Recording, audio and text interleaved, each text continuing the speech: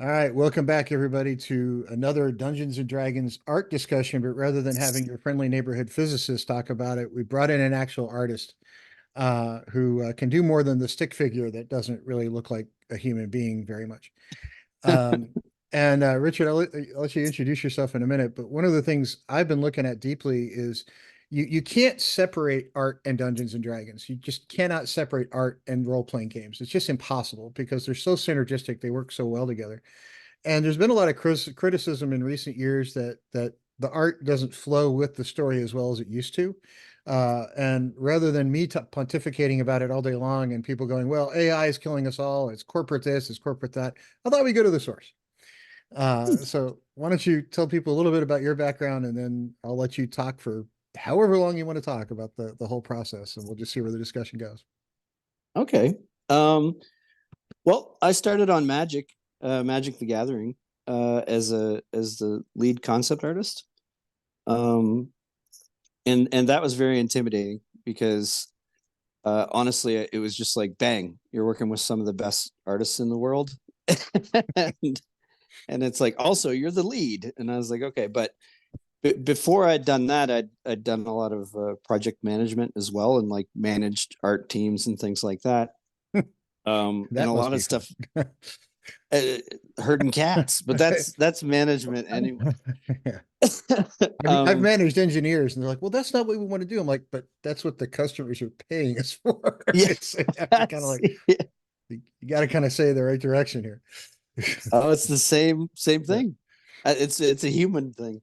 Yeah. Um, yeah, and a lot of the stuff I used to do previous to Wizards of the Coast, it was a lot of visualization of stuff. We did military training, police training, a lot of medical stuff, a lot of things like that. And they were like online training courses that, back in the day, there was a big boom for that.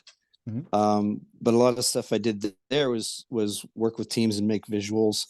We would make things to show people like literally how to fly an aircraft, how aircraft works. We did a lot of military stuff, which I can't talk about any of that. I worked on when I was at MIT. I worked on bulletproof stuff. And after that, I Mhm. worked on Patriot missiles. So I've got these spots in my resume where people are like, "What'd you work on those 2 years?" I'm like, "Stuff." Yes. It Yeah. was cool Yeah. I stuff. have a yes. I have a couple of spots like that too, where it was like, yeah, you have a this is security clearance, and don't say anything about this. It's like, fair enough. Then I'll just Absolutely. say it was military stuff. Yeah. Um, but a lot of it was like in that realm, that was very much like the visuals really needed to show you what you were trying to teach the person. Um, and so it was very much education mixed with visuals. So For the military um, side, that's actually important because I don't think a lot of people realize this, but when you build a missile system or a military system of any kind, you're handing it to a 19-year-old and saying, "Hey, go use this to either stay alive or kill somebody else," right? And yep. they're probably not college educated. They may not have done very well in school, so you can't necessarily write 15 paragraphs of here's what you do, put this slot here, here's the voltage. You can't do all that. It has to be so simple that I was in the army before college, so we used to make a Yep. joke, and I want to apologize to every Marine. You got to make it marine proof, so crayons.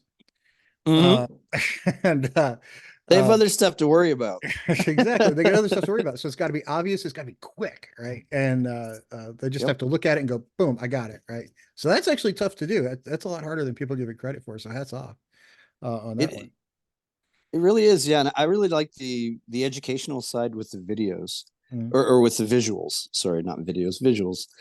Um, because that whole thing of like, how do you hybrid? Some people learn visually, some people learn better by listening, some people learn by reading, some people learn by writing, most people learn by some combination of all those. Mhm. Um, so it was interesting kind of hybrid those and be like, okay, for the visual learners, which a lot of people have a fairly decent aspect of their learning is visual. It's like, how do we really show this? Mhm. And back in that day, it was sort of like Flash. We did a lot of Flash animations. We did a lot of straight up 3D stuff, so you could move things around, tear things Mhm. apart. Um, So anyway, yeah, when I moved over to Magic the Gathering, it was like, okay, well now I'm in entertainment. Um, and this is a different thing. Like you said, it's really all about the customer. Mhm. You and you have to kind of guess what'll make people happy. Because it's not actually the cool thing they saw yesterday. That's Mhm. just a repeat of what they saw yesterday. And it's not the thing they remember, because if you watch it again, it maybe doesn't quite hold up the way it used to. So it's not quite that. So in making entertainment, I think there's always a risk that you have to take and be like, we have to do something interesting or it will not appeal. The worst you can be is boring. Like, you can even be terribly bad, and it will be, at least people will go like, this is so terribly bad you have to see it. You know. Yeah, I've seen a But couple movies like that. It's like, look, I get that it's awful, but it's like the best. It's like uh Bruce Willis had one called Hudson Hawk that yep. anybody in their right mind would be like, no, we're not making this. But it turns out to just be so campy that it actually kind of works in a weird Yeah, kind of yeah. way. Yeah, So yeah. I get that. There's a certain charm to bad because it's good. But anyway. Yeah, yeah. If you go that road and you just sort of like, let's embrace this. Yeah. Like, maybe you Embrace can. the suckiness, right? Yes. Yep. And there used to be a thing I would see too, which I always used to try to push people to avoid, especially when you're in a big company, which is, you've probably seen it financially, the hockey stick, Mhm. right? And this tends to happen with entertainment. If you're doing market research, and you're looking at like what things are popular, what do people like right now, the market research will show you these high points, all these things that are high. Mhm. And the I think the massive risk there of, if they're that high, they're actually that much closer to people being burned out and bored of them, right? Because it's just, we've had enough of this. We've had enough chocolate cake. I like Mhm. chocolate cake, but now it's on every menu all the time. Yeah, You know? Marvel Comic Universe comes to mind on that one, right? We sort of peaked out on, okay, I've had 27 superhero movies. Can I have anything else at this point? Right. Yeah, yeah. And if you looked at it right at its peak, which was probably Endgame, Mhm. there's a lot of people like a little bit before that be like, we'll make a movie and we'll hit this new wave. But it's Mhm. like, by the time they put a movie through production and try to hit this new wave, that wave is already like, we're already getting bored of this. Mhm. So creative folks tend to think the opposite way. Because if somebody mentions something like, well, Harry Potter is really hot right now, or like, well, that I definitely don't want to do it at that. Yeah, You know? because Um, by the time you produce it and put it out, it's too late, right? The hockey not stick is gone.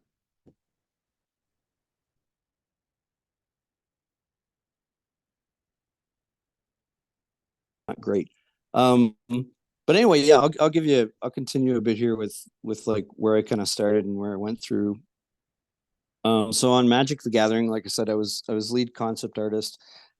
Ended up doing a bit of art direction there, here and there, but mostly I was leading the concept art stuff. We had what we called concept art pushes, Mhm. and we'd bring in half a dozen artists or so for about a month, a little under a month.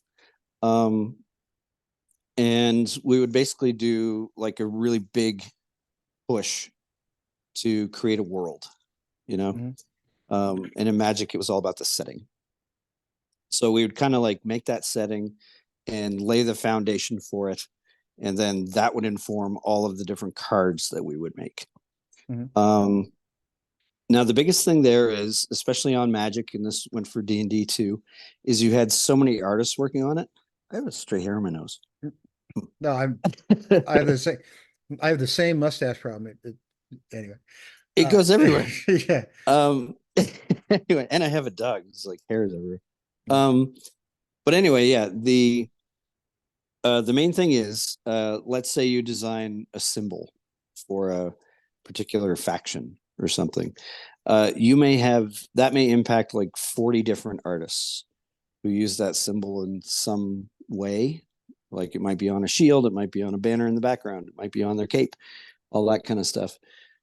So in order to keep things consistent within those worlds, we had to build these kind of world guides so that we could commission, sometimes I would say on a lot of projects, you'd say 70 artists, but there could be as many as 150 Mhm. artists working on one project. So we had to keep them kind of in sync with each other, which means we had to visually plan that out beforehand, and sort of make sure things lined up, make sure things kind of at least held some consistency. Mhm. Um, and there's another thing I saw too in going through Magic. I think it gradually evolved into a house style, and where there was like a very realistic digital look to the in-house style that sort of gravitated that way. Mhm. Um, and that also comes down to the artist pool, where it's like, okay, this is the type of art that a lot of artists are doing. So you kind of end up with that pool. And I would say early on Magic stuff, especially the early Magic sets, it was really just like, what artists could you find? You needed a ton of artists, Mhm. and there was no It's like, I artist need pool. bodies, throw bodies at it, right? It's just- Yeah, yeah. Yep. And it wasn't even like fantasy art as a career. Like it wasn't like when TSR started, there was, that big of a field of Mhm. fantasy art as a career. You might have been doing a cover for Asimov magazine or something, and Amazing Stories or something. Well, But it's it kind but of it it's kind of like the some of the musicians in California that used to call for studio work. It's like, well, mhm. okay, today you're on a jazz album, tomorrow you're with some country western guy. You just play whatever it is, right? Artists are kind of that same way, right?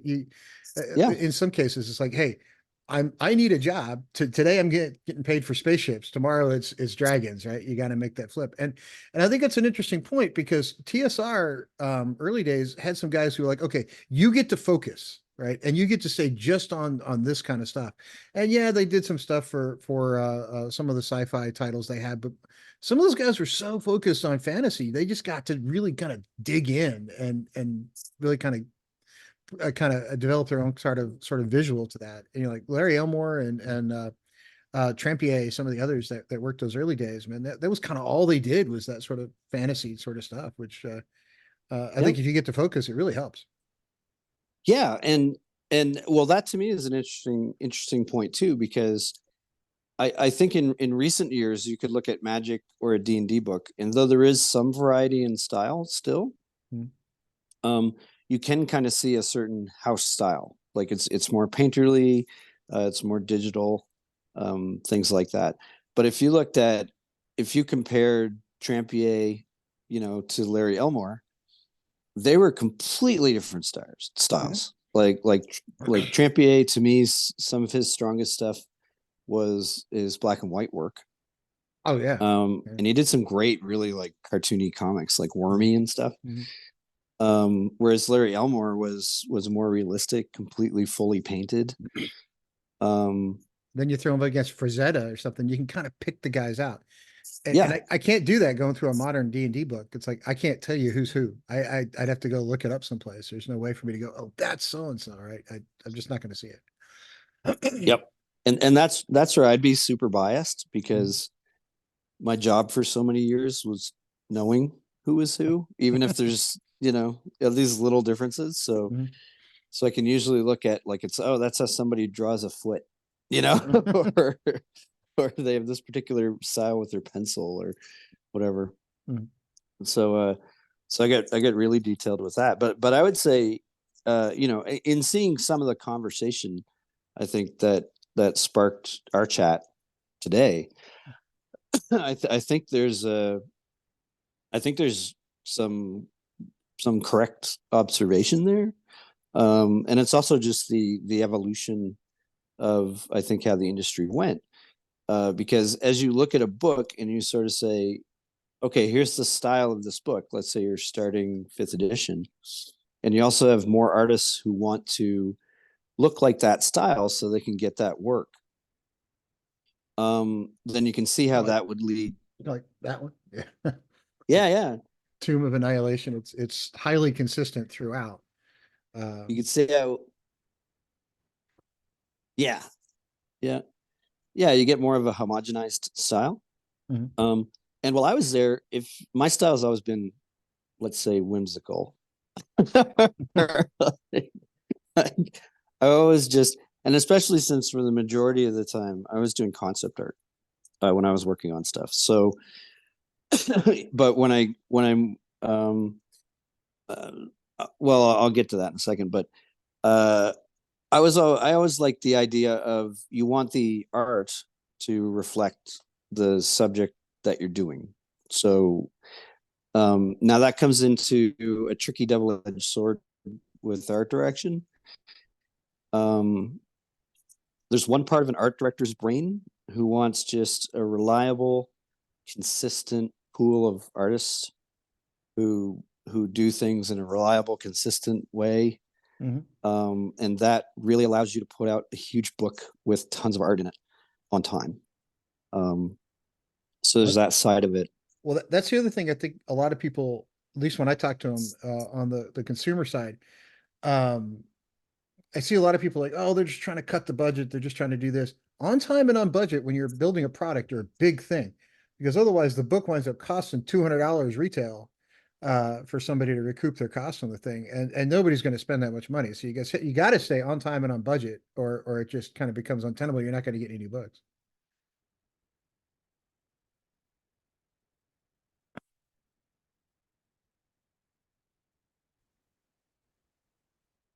Miss street date, you're like, woo, that's trouble, Yeah. because there's so many contingencies to it, from what distributors need in order to get it distributed and all the stuff that impacts that, all the way up to, the CEO will be talking about quarterly earnings, and this was going to be in this quarter, and now it's going to be in a later quarter.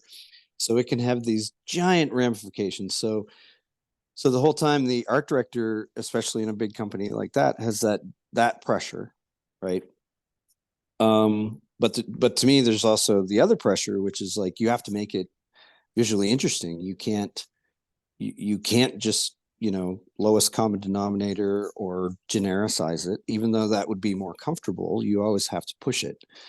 Um, and if you don't feel that stress and crawl across the finish line, there's probably something wrong. Right? So like, you know, like, so in a way that's in a way that's kind of a good thing if you're like you want to work really hard to be like, oh no, we can make this really cool. But there is definitely that pressure, and like I said, I think the more you also have a field of artists who are like, we're kind of gravitating towards certain styles, right?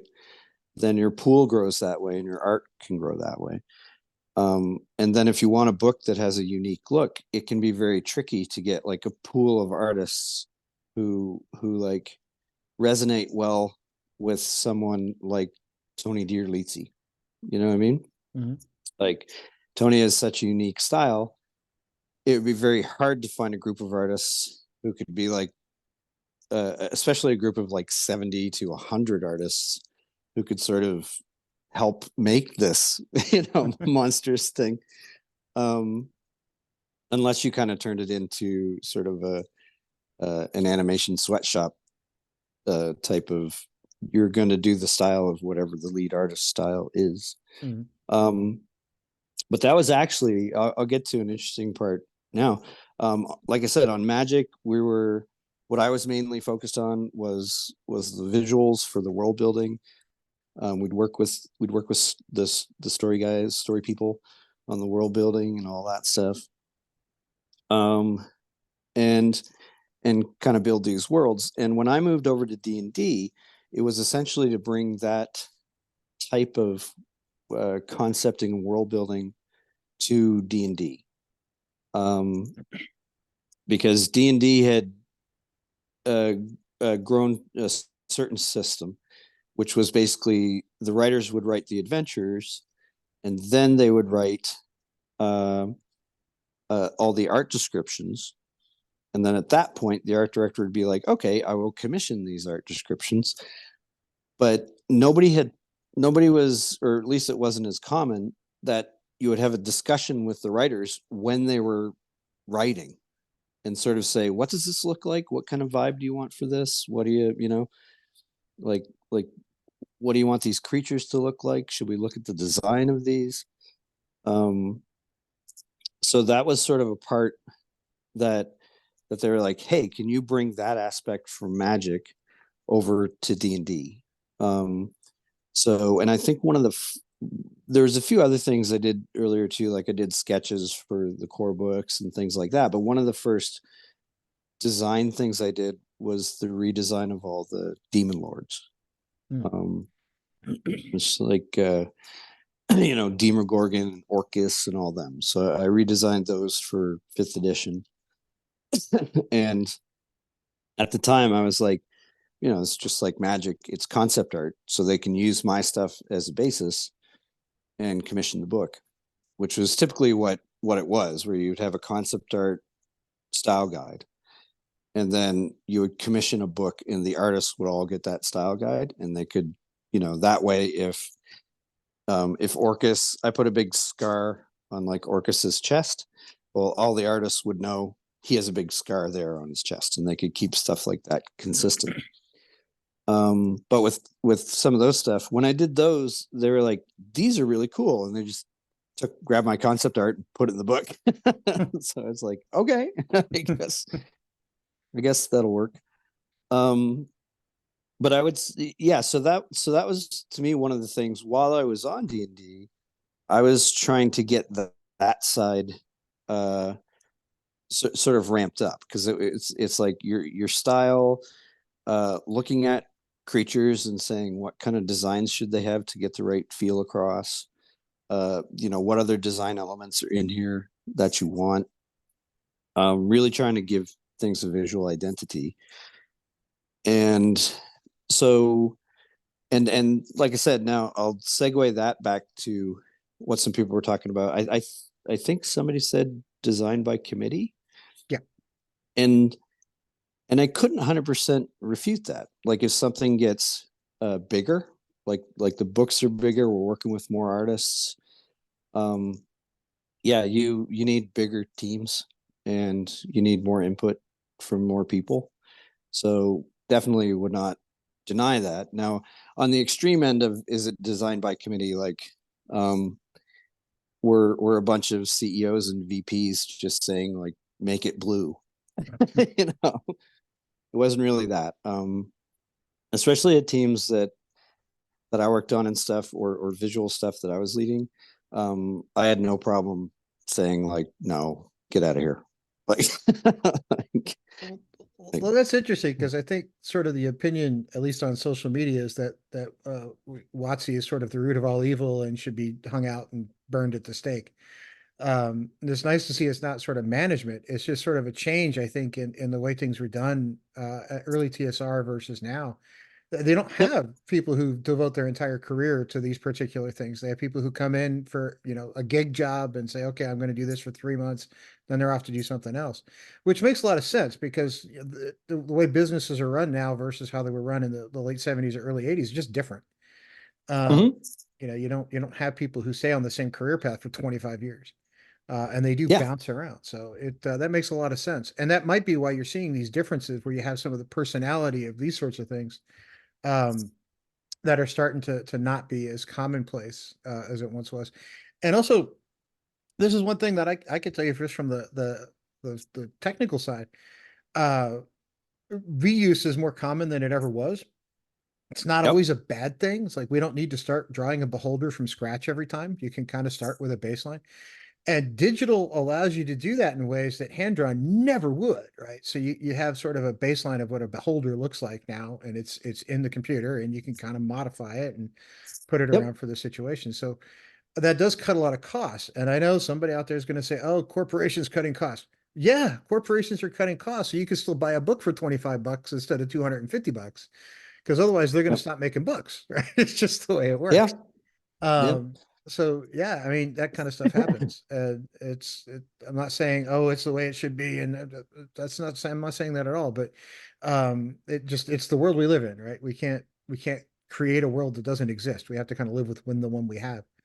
And Yep. businesses are going to act like businesses, and you can't kickstart your way into success. Sometimes you have to build something sustainable. Um, but anyway, so the corporate culture at WotC seems to be kind of like any other company. Like, you do have people whose responsibility is the art, but they also have deadlines, and those deadlines come along with a budget, and that budget matters. You can't exceed any of that stuff, which makes a lot of sense. And it is nice to know that management's not in there going, no, I want it blue, or add more red, or I like purple. None of that kind of stuff. And you're right. There is a lot more consistency throughout the book than there once was, because I've been playing since 83, 84, the red book, Yep. whenever it came out. And it's different now than it was, but it's also not 1983, right? So Yeah. uh, Yeah. Like I love the old like Moldvay, yeah. like the first sort of red cover, Mhm. basic edition kind of thing. And when I look through it, there's very little art in there. The art that's in there is black and white. Mhm. And I love it all. Uh but I often think like, oh man, I would love to go through this and just like fully illustrate it myself. You know what I mean? And make it like just do like, oh, this would be a great like just love project. You know what I mean? It would be, but the other Um, side of that coin is, if we put that book out today and Dungeons and Dragons was being released in the modern market and it never existed before today, you put that book out today and nobody's going to look at it, right? It's just no going nowhere. If you re-released it, guys like me would run out and get an extra copy of it so I don't beat up my old one. But yep. it's if you launch that in today's market, my kids, I've got a 14-year-old son who's starting to play now. He'd be like, "What the hell is this?" Right? It's like, get Yeah, that. yeah, So yeah, yeah. What is this game? yeah, he's not going to want to touch it, right? And I know somebody's Yep. going, "Well, he should." I'm like, I'm telling you, man, he's 14. He's used to a whole different world. And fifth edition, okay, the rules are different, and THACO might not be all the greatest, but it is what it is. So you were also at Larian, Yep. the Baldur's Gate guys, and I'm interested in their corporate culture, because they seem, from a technical guy perspective, I look at them and say, they say all the right stuff, and they seem to be a Hmm. group that says, hey, let's just sort of build something we think is cool. Yep. Which is what how a lot of success comes in the video game industry. Actual gamers building something that they want to go play, right? Yep. And so can you talk a little bit about your experience at Larian? Yeah, yeah. Because definitely to compare it to Wizards of the Coast, I mean, Wizards was much more corporate. Um, Even some of the stuff, like I know you and I had a chat there before about AI and things like that. There were a lot of things at Wizards that I had to learn, basically about intellectual property, antitrust laws, like all those types of things. Just because they're a big corporation, and I was in a position where I had complete freedom to make terrible mistakes. Like if if I did, it'd be like, whoa. Yeah. So You so we never had you to, never want to be the guy that makes the stock price go down, right? That's just the end of your yes, career. exactly, yeah, yep. And so yeah, there was a lot of like corporate things. I think people hold corporations to a very high standard as well, where it's like, oh, your practices need to be right and this and that.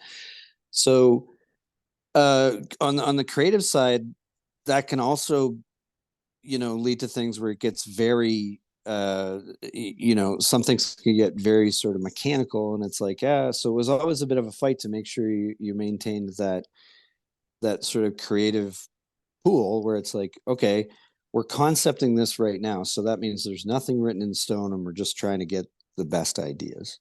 Mm. um Now when I moved over to Larian working with Sven, it was very non-corporate, which was very very much very nice for me.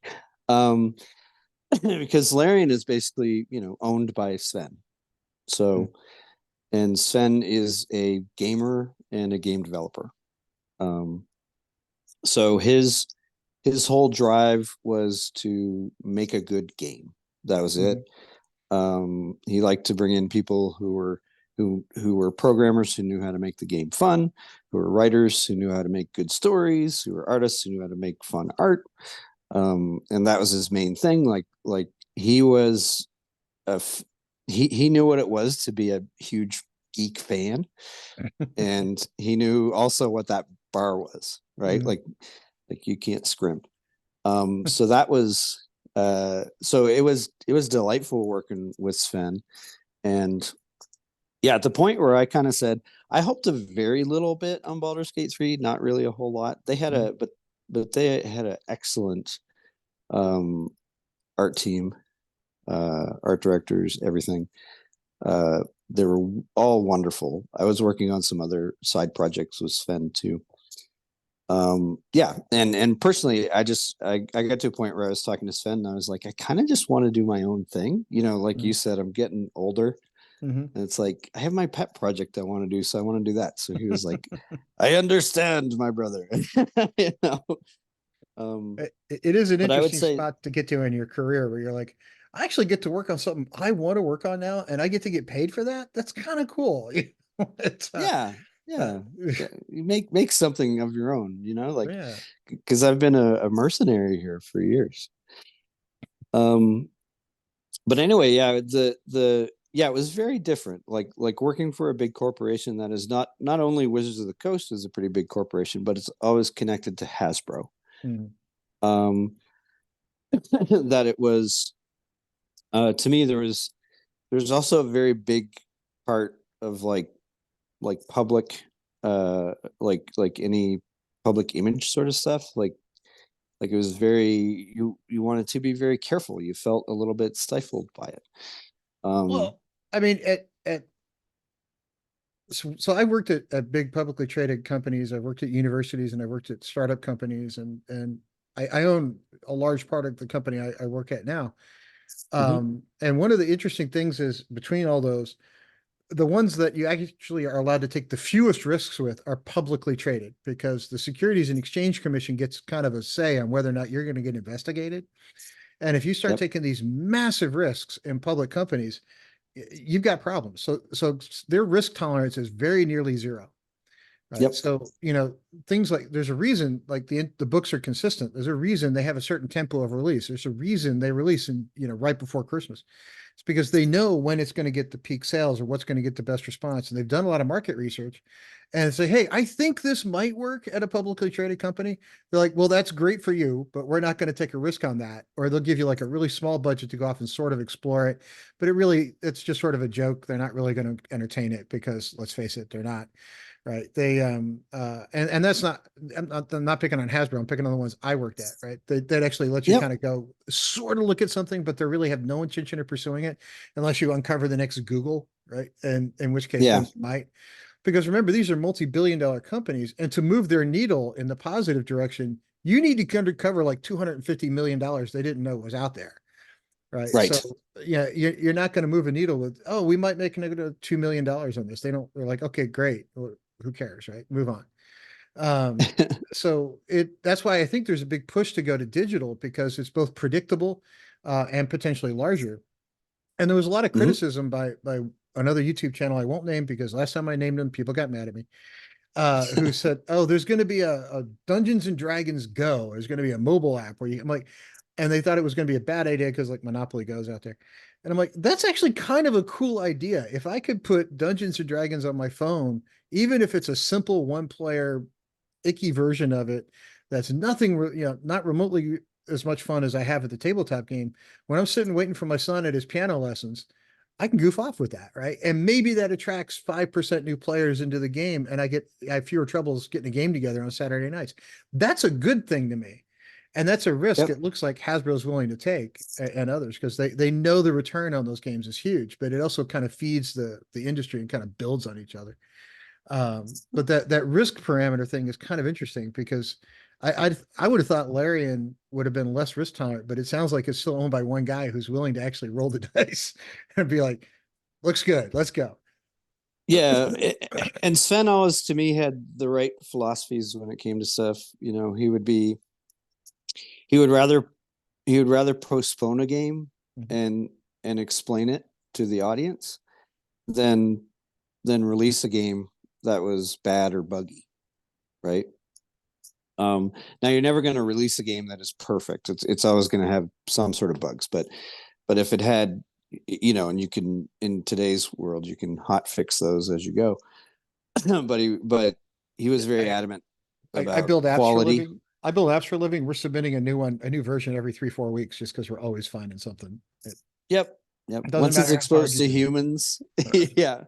You Crowdsource. can beta test these things forever.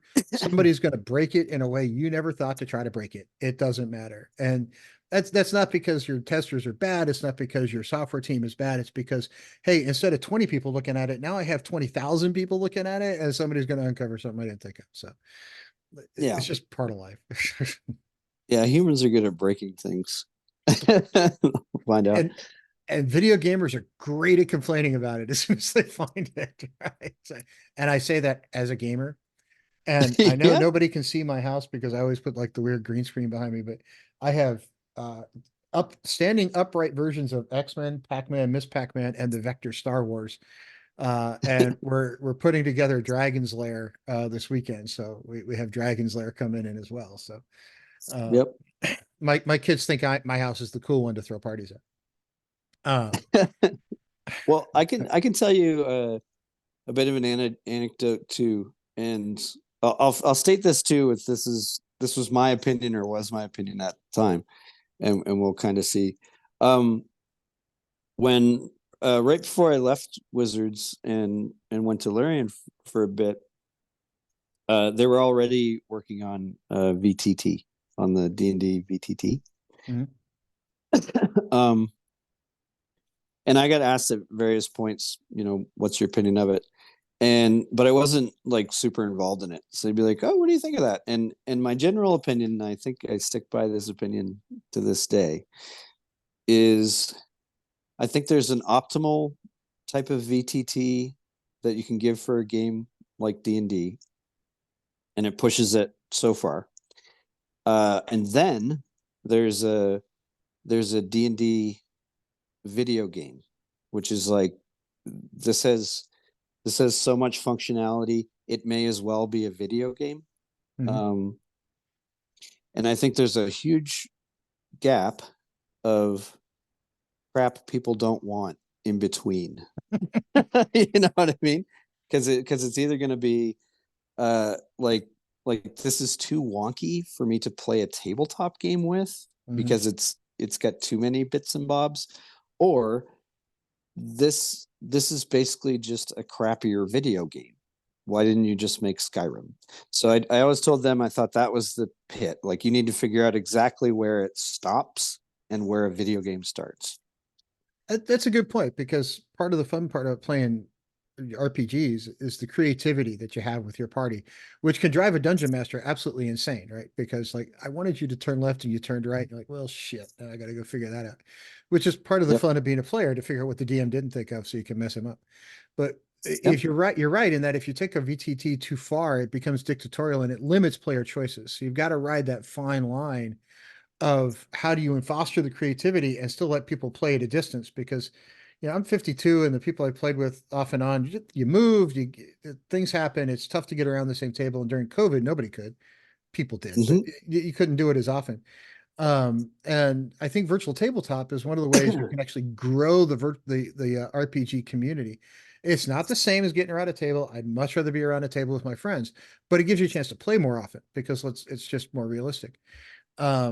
And even kids, and if we're going to have a future in the RPG industry, you have to bring kids into the mix. It can't just be 40 and 50 and 60-year-old guys sitting around playing, right? We got to bring some younger ones in.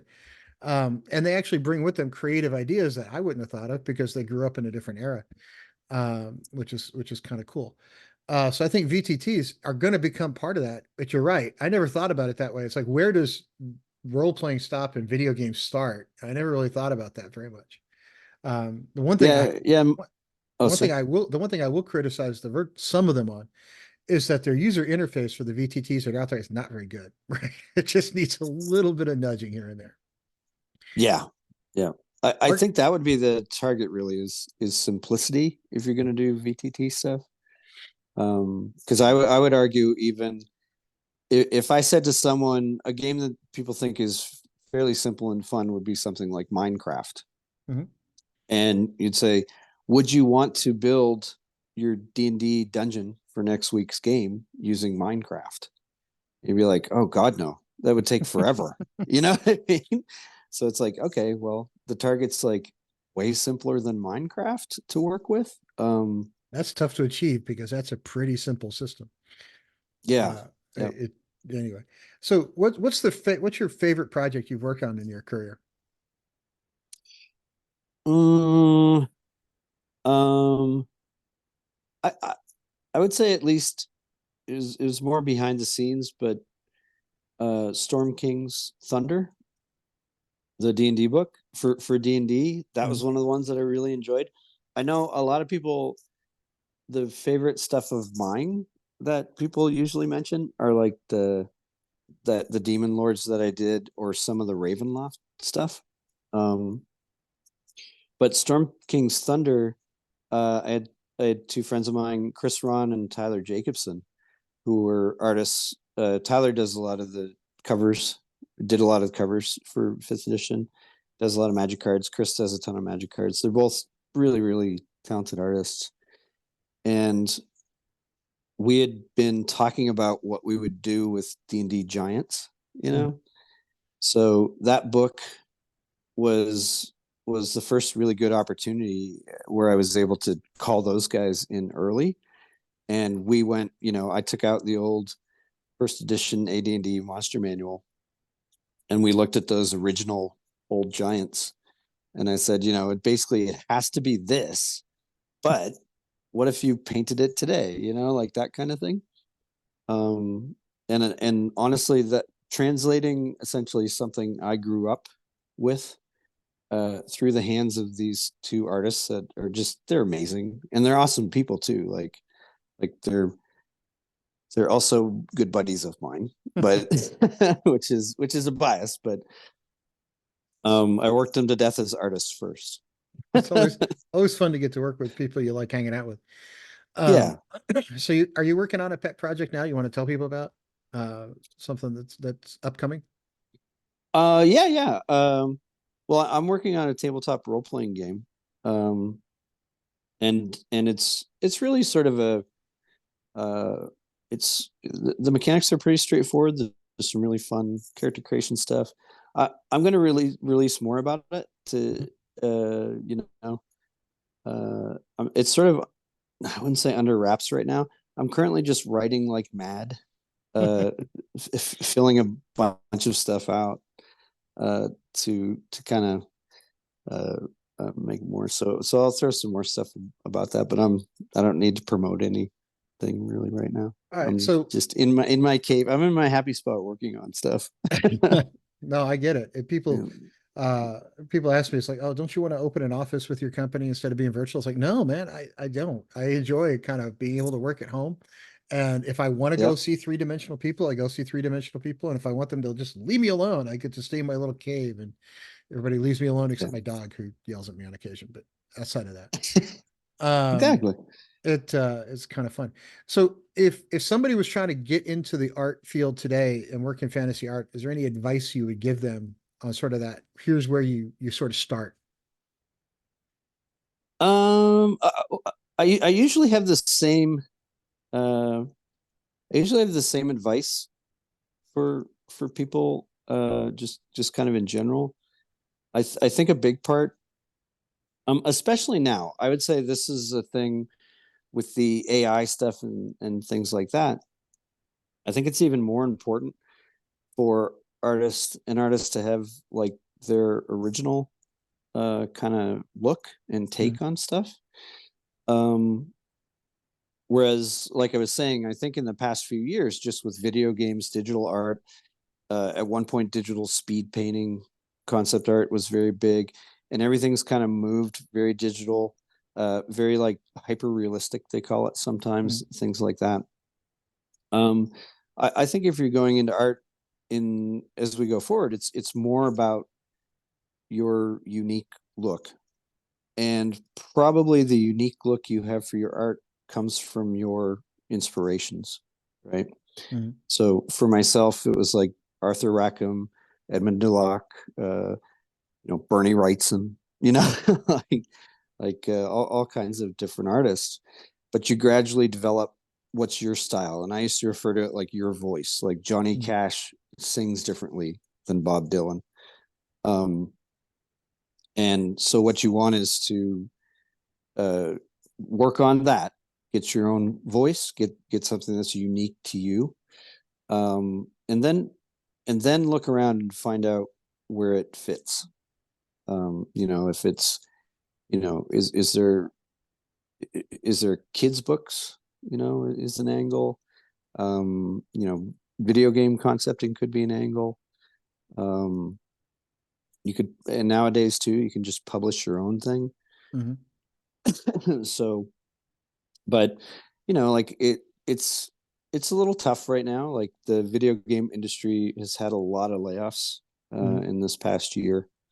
um but I would, it's like anything to me. It's just keep working at it. But if an artist can develop their own voice, I think that's a stronger chance. I remember at the point where a lot of people were like, yeah, Mike Mignola draws weird.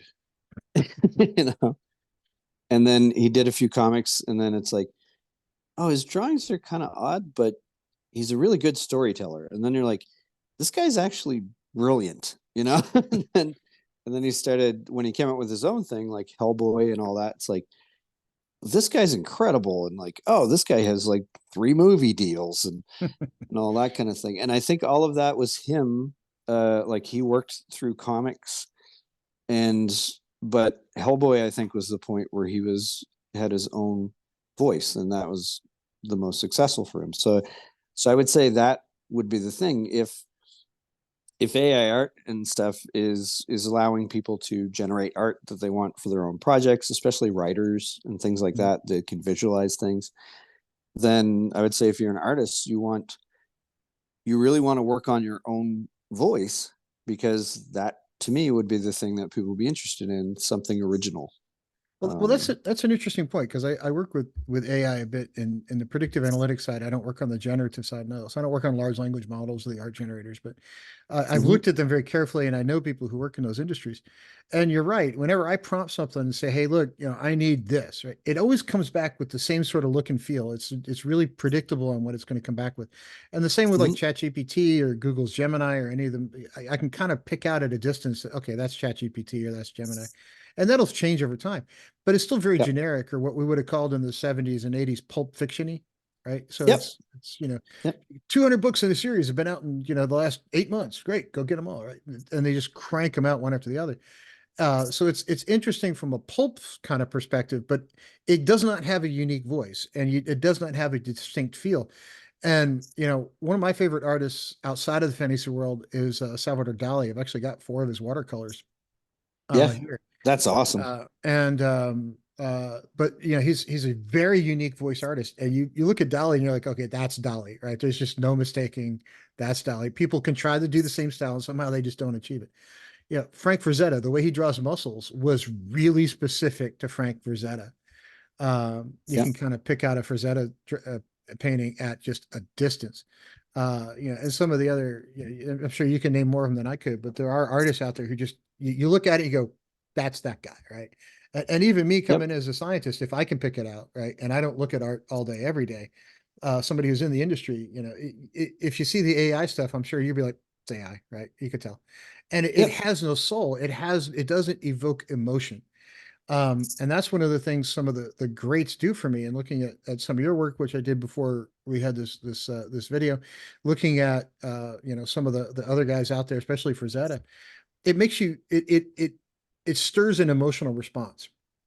Mhm. And it kind of excites your brain in ways that others don't. And that to me is like the difference between good fiction and pulp fiction is, some of the things I find in the technical field is when I look for people I want to have work for me, I look for creative people. I look for out of the box thinkers. I don't look for people who go, okay, here's the 5 things you need from me today. Great. I'll ask you again tomorrow what you need. I need people who can figure out what I need before I ask for it. And those people are out there. They're just not as easy to find. And they also tend to be very creative. And Yeah. people are like, oh, you can't teach creativity. I disagree.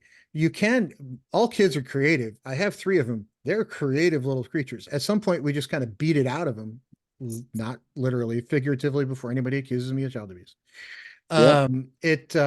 But what we do is we take away the things that foster that creativity, because when I ask employees who I enjoy working with, who are the more creative ones, hey, what do you do in your off time? I get almost uniformly one of four answers. It's, I read a lot, and I'm not talking Hmm. self-help or nonfiction. They read fiction a lot. And there's a place for self-help and nonfiction, but reading fiction, and there's psychological studies on this, excite different parts of the brain than reading nonfiction or self-help. Yep. They either play musical instruments or enjoy listening to a very wide array of music. Is another one. One of the best software engineers I ever worked with was an avid piano player. Like, he was almost concert level. Then they have a tendency to play role-playing games, is another one I find in engineers, because we're nerds and that's what we do. Yeah. And then there's people who have a tendency to either go to art museum or enjoy kind of creating their own art. But all that's Yep. very creative, and all that stuff we kind of rip away from kids as they get older. And what I'm finding is finding creative people is getting harder. And in a world where AI is going to start taking jobs, not just in writing and art, they're going to take it across the board. People who are creative are going to become the employees who stick around. My whole YouTube channel has been, hey, look, here's a book you might want to read. People, fiction is great. Yep. Because there's this study by the National Endowment of the Arts that says if you ask a human in the United States over the age of 18, how many fiction books did you read last year? Something like 20 some odd percent will say one. The rest will say none. And the numbers get Yep. worse if you ask about two. And if you compare that to 20 years ago, when you walk through any airport, somebody's holding a Tom Clancy book, right? Actually, it's probably Yep. 30 years now for Tom Clancy, but 20 years ago would have been Harry Potter. Everybody had a book out reading, and now it's doom scrolling Facebook on my phone. Um, but Well, it, it's just, I would say nowadays too, it's tougher to be a creative in general. Mhm. Um, Simply because there are more creative projects out there. Like like if you went back to uh let's say when Tom Sawyer was written, you know, how many books were published Oh, in that time period? And you're uh, like, okay, yeah, if there were 10 books published that year, and I'm just using arbitrary numbers, and you fast forward that number and update it for what books are published now, there's that many books published per minute. yeah, I was you gonna say know, probably while and on we've been top of doing this that, call. It's yeah, and on top of that, there's video games, and there's movies, there's streaming channels with different shows and all that stuff. So in the midst of all that, where it's, I think in the past 10 years, maybe even 20 years, but I would say 10 years at least, there's been like a creative entertainment boom, Mhm. that the world is just inundated with creative ideas and things, and some of them fly off really well, and some of them don't. I think we've all through Netflix and picked out the 1 in 100. Here's 100 things I scrolled through to get the one I wanted to watch. Mhm. Um, so it is really tough Yeah, because just due to that volume, making something original that will catch people's attention is really really hard. But we're humans. Look at history. We always find a way. we do always find a way. That might be a really good spot for us to leave it. Okay. But it's been fun. I'm sure we'll talk again, especially as the AI art continues to evolve. I'd love to keep a group of artists around we can kind of talk to about that Yeah. on a Yeah. regular basis. So I'm sure Yeah. we'll talk again. But everybody click like, subscribe, follow. If you disliked it, disliked it. If you tell me I need to shave my beard, that's great. But remember, it's my beard. I'm keeping it. But my daughter tries to tell me to shave it, and I'm like, that's not going to happen. Uh, she's 11. She doesn't know what she's talking about. Okay, maybe she does, but we're still not going to listen to her. Anyway, we'll leave it at that.